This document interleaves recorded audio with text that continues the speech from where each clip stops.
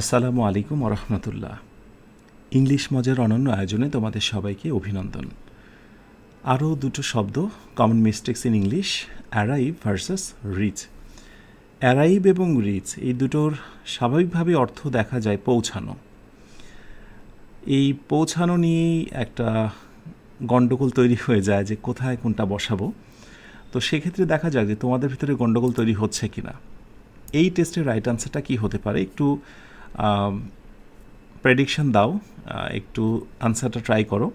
They are expected to dot dot at their destination by noon. এই filling in the গ্যাপে কি arrive হবে নাকি রিচ হবে? তো ব্যাখ্যাটা বলে দিই, সবশেষে আনসারটা আমি বলে দেবো, একটু মিলিয়ে নিও।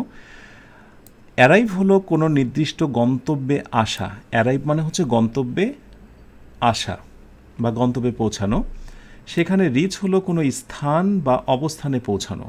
রিচ হচ্ছে স্বাভাবিকভাবেই কোনো অবস্থানে পৌঁছানো, আর অ্যারাইভটা বিশেষ করে গন্তব্যকে খুব ভালো করে মিন করে। অ্যারাইভ সাধারণত যাত্রা শেষ মুহূর্তকে বোঝায়। যাত্রা শুরু হয়েছে এবং শেষের মুহূর্তকে বোঝানো হয় অ্যারাইভ। আর রিচ সাধারণত দীর্ঘ যাত্রার শেষে কোনো স্থানে পৌঁছানো বোঝায়।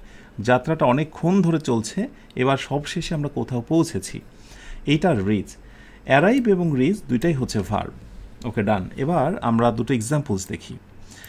He will arrive at the airport at 6 PM, অর্থাৎ তিনি সন্ধ্যা 6টায় বিমানবন্দরে পৌঁছাবেন। তার মানে সে বাসা থেকে রওনা হয়েছে এবং তার একটা গন্তব্য রয়েছে। গন্তব্যটা কোথায় বলো তো? Airport. So arrive that means হচ্ছে একটা গন্তব্য। হ্যাঁ, গন্তব্যের একটা ইঙ্গিত থাকবে।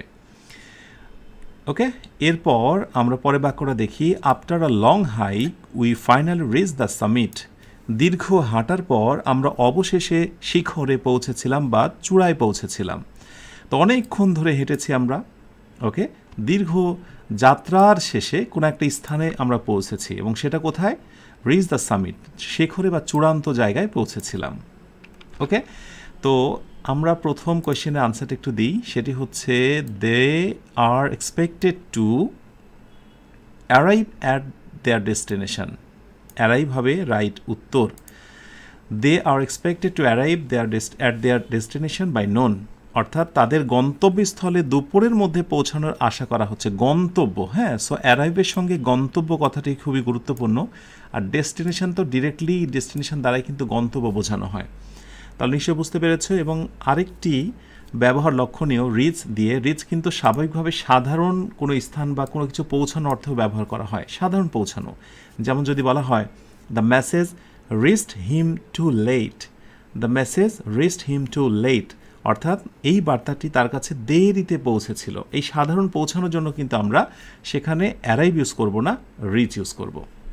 আশা করি বুঝতে পেরেছ। আশা করি ব্যাপারটা খুব মজা নিয়ে শিখেছ। এমন মজার মজার ইনফরমেশনগুলো পাওয়ার জন্য লেগে থাকো ইংলিশ মজার সাথে। কথা হবে ইনশাআল্লাহ পরবর্তী এপিসোডে, পরবর্তী ক্লাসে। আসসালামু আলাইকুম ওরহমতুল্লাহ।